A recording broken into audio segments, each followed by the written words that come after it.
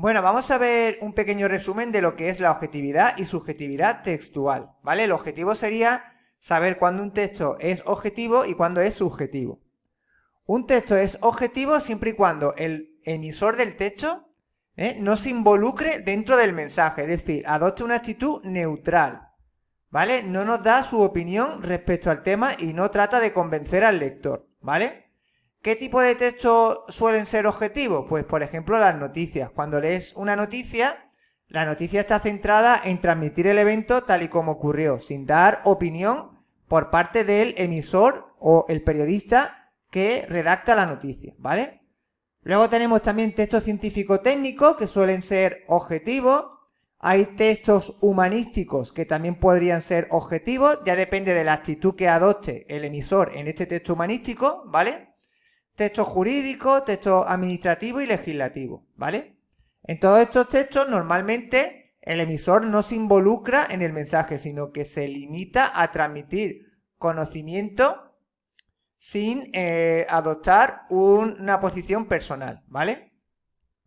En un texto subjetivo, el emisor se involucra en el mensaje, ¿vale? Tiene como intención comunicativa convencer al lector mediante el uso de argumentos. ¿Qué tipo de textos suelen ser subjetivos? Pues, por ejemplo, los artículos de opinión, las columnas, las cartas al director, ¿vale? Todo esto pertenece al género periodístico de opinión, ¿vale? Hay textos humanísticos que también son subjetivos, ¿vale? Sobre todo textos filosóficos, textos relacionados con la economía. Luego también los textos literarios, donde el poeta, por ejemplo, en el género lírico, expresa sus sentimientos y emociones. Por tanto, lo importante para saber distinguir un texto objetivo y subjetivo es ver cuál es la actitud del emisor, si se involucra o no se involucra en el mensaje que está dando. En cuanto a las características lingüísticas, pues tenemos que tener claro que cuando un texto es objetivo utiliza un tipo de lenguaje diferente a que cuando el texto es subjetivo. Y eso es lo que os van a preguntar, que cuáles son las marcas lingüísticas que dan objetividad y subjetividad al texto. De estas marcas lingüísticas que vais a ver, no tenéis que ponerlas todas en los exámenes. Muchas veces os dicen que pongáis algunos mecanismos lingüísticos, no todos. Y de lo que se trata es que esto que vamos a ver, sabéis identificarlo dentro de un texto. No vale con poner esto de memoria, sino ver dentro de estas marcas lingüísticas que vamos a ver, cuáles son las que aparecen en el texto, mediante ejemplos, ¿vale? Vamos a ver una aplicación práctica de cómo se haría. Para ello, primero vamos a conocer cuáles son los mecanismos más característicos de objetividad, los mecanismos lingüísticos. Y lo vamos a dividir en tres niveles, en el nivel morfológico, en el nivel léxico-semántico y en el nivel sintáctico. El nivel morfológico hace referencia a el tipo de estructuras gramaticales empleados, lo que son sustantivos, adjetivos, verbos, ¿vale? Pronombre, determinante. En un texto objetivo se va a utilizar sobre todo la tercera persona, ¿vale? Como se pretende ser neutro, pues nunca se va a hablar en primera persona, siempre se habla en tercera persona para evitar personalizarse. Y lo que se realiza es un discurso impersonal, donde el sujeto no es un sujeto agente en primera persona, sino que se habla en tercera. Además, hay un predominio del modo indicativo, es decir, todo el texto está escrito en modo indicativo. Todos los verbos van a estar en modo indicativo, no vais a encontrar modo subjuntivo, ¿vale? Uso del presente con valor atemporal, es decir, es un presente que se utiliza con valor de pasado, presente y futuro. Son acciones que valen para cualquier tiempo. Esto también da objetividad a un texto. Predominio de sustantivos concretos, ¿vale? Es decir, en un texto objetivo no vas a encontrar sustantivos abstractos, sino que los vas a encontrar concretos. Y los adjetivos son especificativos, ¿vale? No tienen carácter valorativo, sino que simplemente se delimitan a especificar una cualidad del sustantivo que lo diferencia del resto de su misma especie. Coche rojo, silla azul, ¿vale? Ahí no está dando la opinión, sino que está describiendo al sustantivo. En cuanto al nivel léxico-semántico, esto se refiere al tipo de vocabulario utilizado utiliza un lenguaje denotativo. Esto es que las palabras significan literalmente lo que pone en el diccionario, es decir, no son ambiguas, no tiene doble significado. Lo que se trata es de evitar la ambigüedad. Y además se suele utilizar las nominalizaciones. ¿Qué son las nominalizaciones? Pues eso es crear palabras a partir de verbos, crear sustantivos a partir de verbos. Por ejemplo, del verbo clasificar, pues si yo formo un sustantivo a partir del verbo clasificar, pues sería clasificación. Con el sufijo opción he formado un sustantivo, eso se llama nominalización. Formar sustantivo a partir de verbos. En cuanto al nivel sintáctico, esto es la forma en la que se relacionan las oraciones dentro del texto. Va a predominar la modalidad oracional enunciativa, ¿vale? Es decir, oraciones para dar información sobre un referente. Luego se va a usar sobre todo la pasiva refleja. La pasiva refleja, esto para poder entenderlo tenéis que saber previamente sintaxis. Y las oraciones pasivas reflejas son las que van con el pronombre se y un sujeto paciente. Por ejemplo, se alquilan habitaciones, se venden motos, ¿vale? Ese tipo de oraciones con se, con el verbo en tercera persona y un sujeto paciente, son las que se conocen como pasiva refleja. Esto lo tenéis en mi canal cuando explico lo que es la parte de la sintaxis. Luego tenemos el predominio de la oración de la subordinación adjetiva.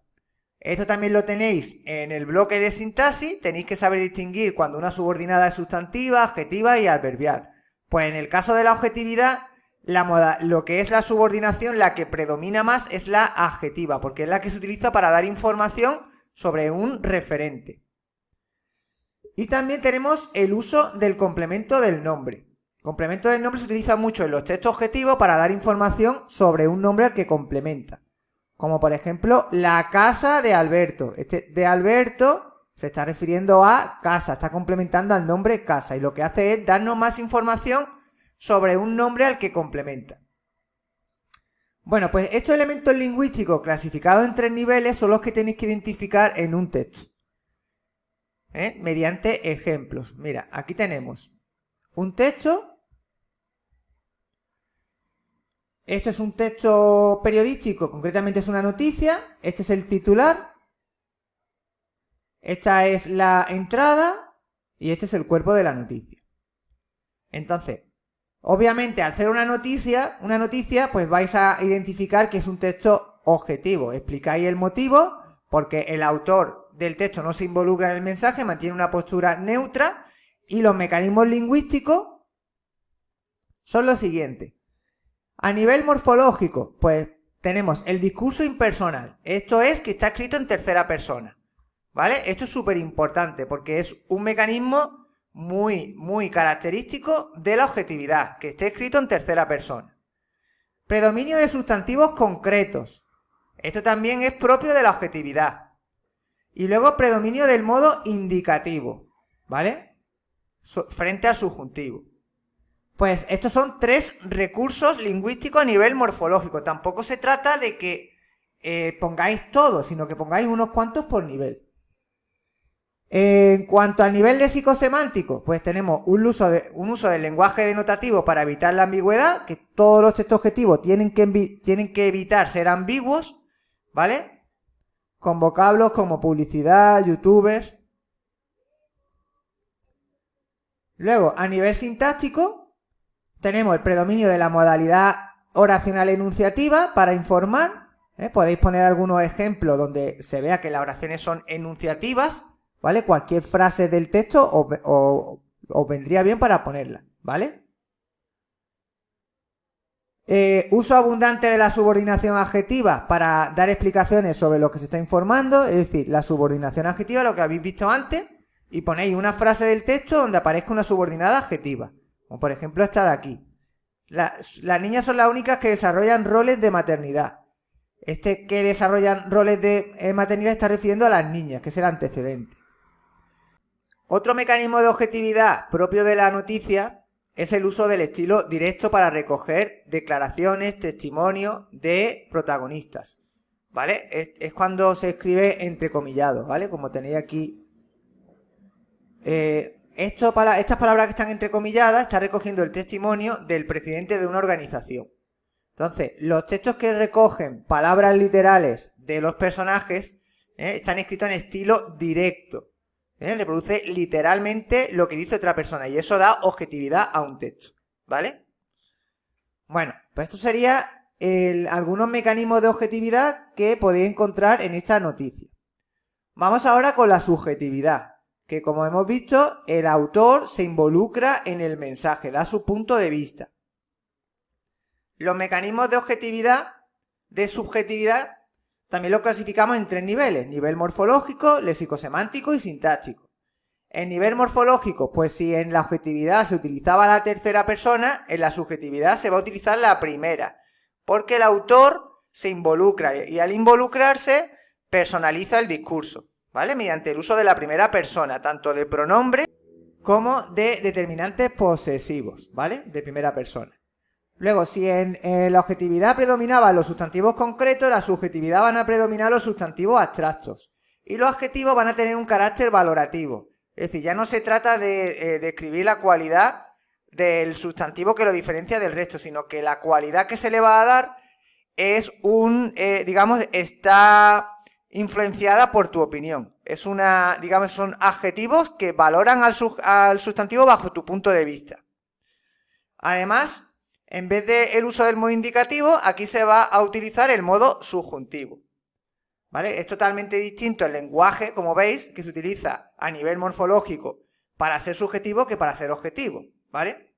Y además se utilizará adverbios con carácter valorativo, como por ejemplo el adverbio indudablemente, posiblemente. Es decir, son una serie de adverbios que introducen un matiz subjetivo a la oración.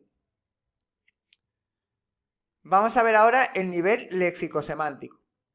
Pues si el lenguaje era denotativo en la objetividad, en la subjetividad el lenguaje es connotativo. Es decir, hay palabras que son ambiguas, que tienen varias interpretaciones, ¿vale?